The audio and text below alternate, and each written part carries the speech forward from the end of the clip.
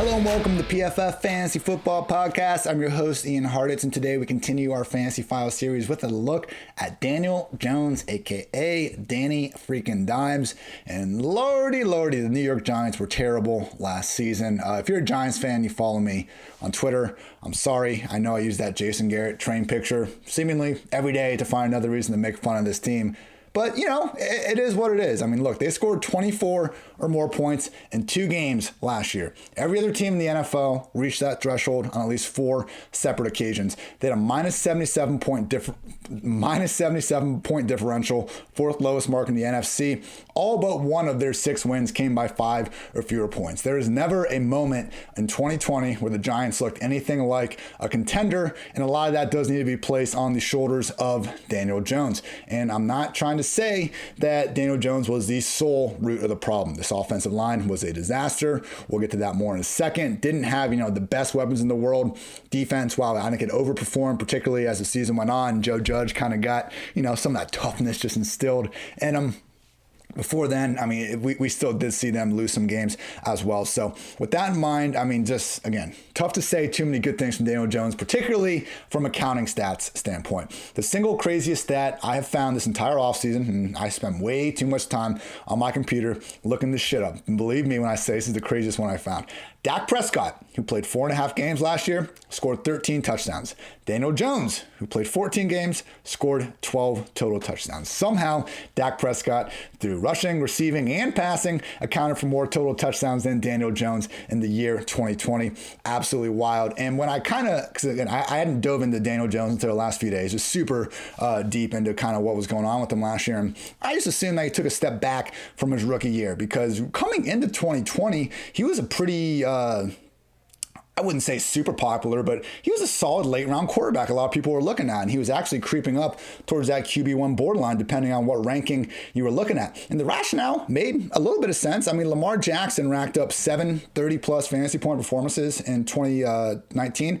Daniel Jones was second in terms of 30-point performances with 3. So, Phillip Rivers, we had that crazy stat. Phillip Rivers never got 30 fantasy points in a single game. At least Daniel Jones showed as a rookie that he could do that on 3 separate occasions. The problem was, he did improve his efficiency. Pretty much every stat you want to look at, big time throws, PFF passing grade, yards per attempt. He got better from 2019 and 2020. The result still wasn't anything more than an average to below average quarterback, though. His PFF passing grade tied for 17th among 44 qualified QBs. His big time throw rate was 16th. His turnover worthy play rate was 24th. Adjusted completion rate tied for 28th. Yards per attempt tied for 31st. So Daniel Jones, unfortunately, didn't give us the same sort of pop weeks. Again, he had 3 games with 30 plus points in 2019. He only had 2 games with more than 20 points in 2020, finished as the QB 24. So really the only reason he wasn't a bust was because of his rushing ability. And it was kind of the same way with the Wentz. It's like these crappy NFC East offenses, when push came to shove, they just decided, let's run our white quarterbacks and see what happens. But guess what? They were sneaky athletic. They were good enough to put up some yards. And Daniel Jones, he gained at least 40 rushing yards in 5 separate occasions. And he had that one run against the Eagles where he ended up falling on his face, where apparently he registered a faster time than Lamar Jackson with the ball in his hand per next-gen stats. People do forget Daniel Jones is apparently the fastest man alive. With that in mind, though, we saw him fall off a cliff once he suffered his hamstring injury towards the end of the year. We know Kyler Murray really started to suffer after he had that shoulder injury and taking off. Same thing, except more extreme happened with Daniel Jones. He only gained 20 total rushing yards in his final 3 games. Nice voice crack, Ian. Giants only scored 7, 13, and 23 points in those final 3 games. So counting stats, horrific. Most efficiency stats, pretty meh. Now, there were 2 really good things about Daniel Jones last year. See, people, I'm not just a Giants hater. I'm just trying to find the truth of the matter. And he did 2 things really well. Throwing the ball deep, 20-plus yards downfield. Only Derek Carr, Aaron Rodgers, and Russell Wilson earned a higher PFF passing grade when targeting a receiver at least 20 yards downfield. There was this throw against the Bengals, which should have been a 75-yard touchdown, hit Darius Slayton right in the chest. Unfortunately, couldn't come down with it. And we saw him consistently give his receivers a chance downfield. Unfortunately, when you're kind of throwing to Slayton, Golden Tate, Sterling Shepard, None of them necessarily awful, but at the same time, I think we can admit also not exactly, the best group of downfield receivers. We just didn't quite see that, become a focal part of their offense, even though he was good when they asked him to do it. And the other good thing from Jones was he was really good at having a clean pocket, which is promising. This is one of the more, reflective measures of, what we can expect year to year. Like pressure stats tend to fluctuate a lot. Clean pocket stats tend to actually stabilize a bit more and can indicate who actually is a pretty damn good quarterback when given the chance to be so. And he was 11th in PFF passing grade and 12th in big time throw rate when given the benefit of a clean pocket. The problem, people, again, two best things, deep balls and clean pockets, didn't really have a chance to do either. Last year, only the Jets allowed a higher pressure rate than the Giants overall. But I think the Giants were actually the worst offensive line because pressure does tend to be more of a quarterback stat. I mean, they hold the ball too long sometimes. Guys like Russell Wilson, Deshaun Watson, I'm not even saying it's the worst decision in the world, but we see their pressure rates high because instead of, recognizing that pressure is about to come, they don't get rid of the ball. They try to create something because they're magicians half the time and they can make something out of nothing. Whereas, a quarterback, we'll go like a Joe Flacco or something, probably just throws the ball away at the first sign of pressure, doesn't give you that, extra potential to make something happen. With all that said, though, we can take, with our cool PFF stats, I can take the time to throw and look at only 2.5 seconds or under. So situations where you would expect a quarterback to have time to get rid of the ball, the Giants were dead last in pressure rate allowed on those throws that were released in under 2.5 seconds. So unfortunately, Jones, he was great when he was kept clean, but he was not kept clean. He was under pressure more than just about anybody last year. So hopefully these new weapons the Giants got are able to turn it around and help him out. Kenny Golladay got signed to a massive deal, and the artist known as Babytron. People kind of hate that nickname. I don't know. JJ late round QB came up with it a couple years ago. I enjoy it. So Golladay, 6'4", 213, 4.5 speed. We saw him go for over 1,000 yards in 2018 and 2019 before, unfortunately, my helicopter cursed him, got him injured just 5 games into 2020. But just looking at what he does, I know he doesn't separate, but he has proven that 50-50 balls are at least 60-40 when you're throwing to Kenny Golladay.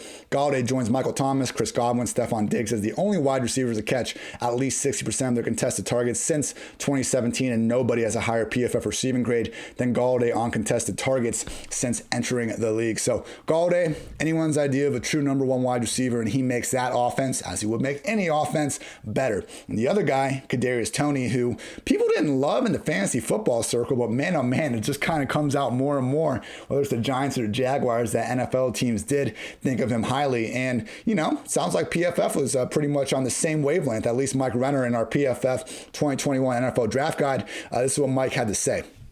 It's players like Toney who make football the greatest game in the world. Nice start, Mike. The way he stops and starts in the blink of an eye is truly amazing to watch. He has the kind of flexibility and explosiveness in his lower half that allows him to break tackles in ways I've truly never seen before. It's why he broke 32 tackles on only 80 catches the past 2 seasons. More of a gadget player early in his career, Toney finally looked like a true receiver in 2020. He's not a polished route runner by any means, but he showed all the ability needed to separate constantly in the NFL. Great stuff there. Darius Slayton's fine. If he's your number 4 receiver now, he's a great number 4. Sterling Shepard has always been better out of the slot. He'll be there full time now with Golden Tate on.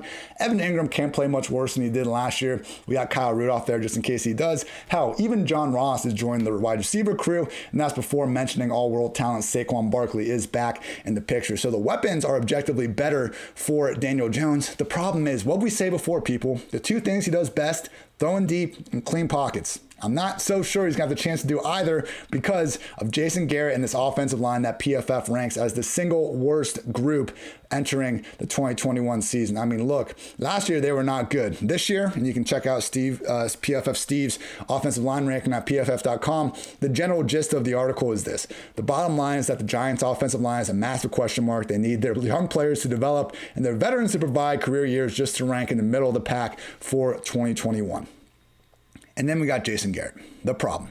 Here, we see smart teams do certain things more in the NFL. Play action, shifting, motioning. Certain stats can tell us, what a smart offense is, and that is basically the opposite of the Giants. Last year, they were 14th in play action rate. Not awful. Everything else is. 31st in pressure rate. 29th in screen rate, 25th in deep passing rate, 32nd in passing yards after the catch per completion, 22nd in shift motion rate, and 30th in targets to open or wide open receivers. Daniel Jones' job was never easy in 2020. I don't think it's going to be a ton easier in 2021, despite adding these new weapons, because we got the freaking Clapper being the guy orchestrating everything. I mean, this is the reigning 31st ranked scoring offense.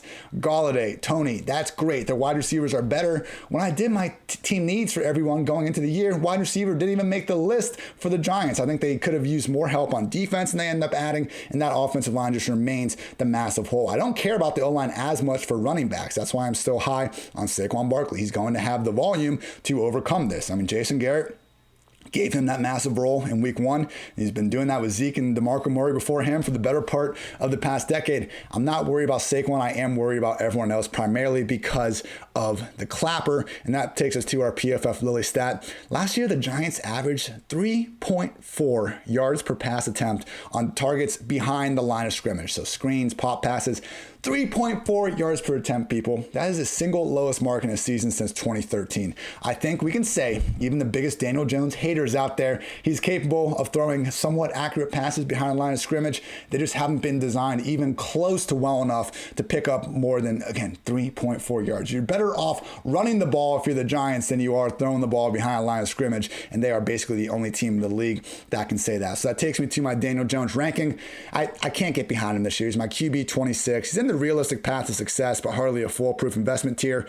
When I was writing my article, I was writing, hey, Zach Wilson and Darnold, I picked these guys ahead of them. It felt icky. I think Jones, maybe I want to move him up to QB 24, 23 area. If you want to put him as high as QB 20, I'm not going to disagree with you.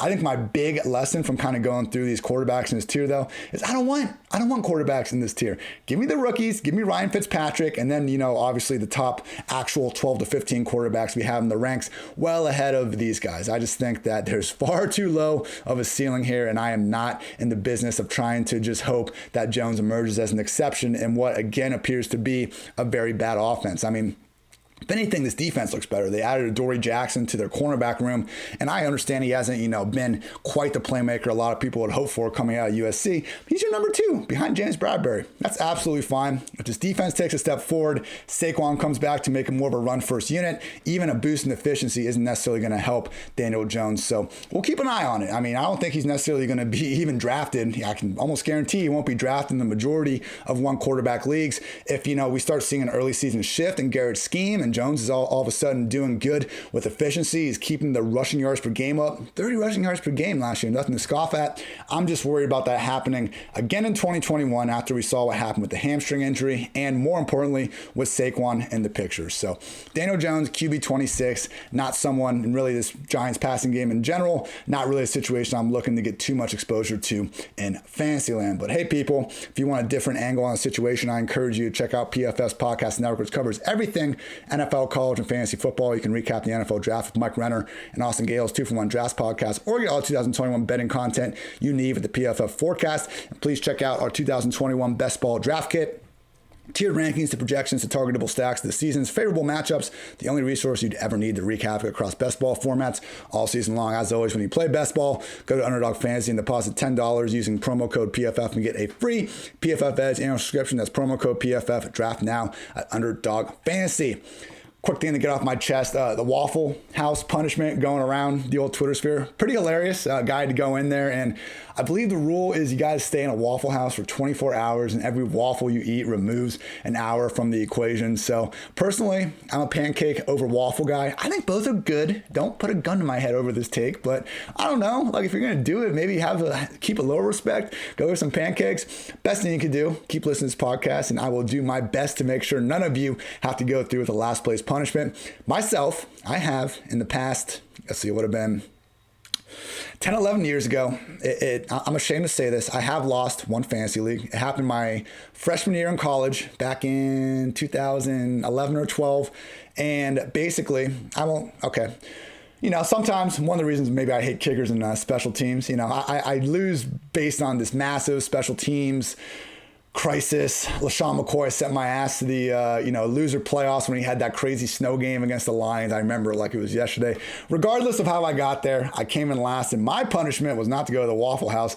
I had to wear a Tim Tebow Jets jersey to my college humanities class every Tuesday for 10 straight weeks. That was our quarter system. And the worst part was, people, it wasn't getting made fun of for the Tim Tebow jersey. It wasn't just the constant questions about it. The worst part was nobody in my class for an entire quarter asked why I didn't wear anything other than a Tim Tebow freaking jersey. So I went to school at the University of Chicago. One of our just sayings over the years that UChicago is the place where fun goes to die. Home of the original Heisman Trophy winner, Jay Burwanger. So football is fine, but my goodness, the normal student population just did not have anything for me there. I remember meeting one kid in the class at a party, and he finally asked me what was going on. And I was like, yeah, man, I suck at fantasy football. And I had to, unfortunately, wear that jersey every week. And none of you said anything, just thought I was weird as hell from afar. So is what it is. I'm happy to say I have not worn that Tim Tebow jersey once since then. It is in the closet somewhere. Maybe I should break it out for one of these pods, and I look forward to continuing to not finish in last again. It's got that fire still under my ass. Got to continue to, the whole first or last saying, no, it's like first and please don't finish last, at least in fantasy football leagues where you have these sort of punishments. So thank you as always for tuning in to the PFF Fantasy Football Podcast. New episodes every single day. Going to continue to try to get plenty of NFL player interviews. And starting in July, I'm going to start getting back into some fantasy analysts from around the industry, getting our 10 questions and start giving more complete previews. As much as I do love this Fantasy Files series, getting ready to go through each and every one, hey, it's going to be, 100 episodes by the time everything is said and done. I understand not all of you are going to be able to make it through each and every one. So I will in July start doing, quarterback, running back, wide receiver previews, and kind of getting just more specific podcasts to also help kind of preview this. So always try and come up with more things to help you all. So thank you as always for tuning in. And until next time, take care, everybody.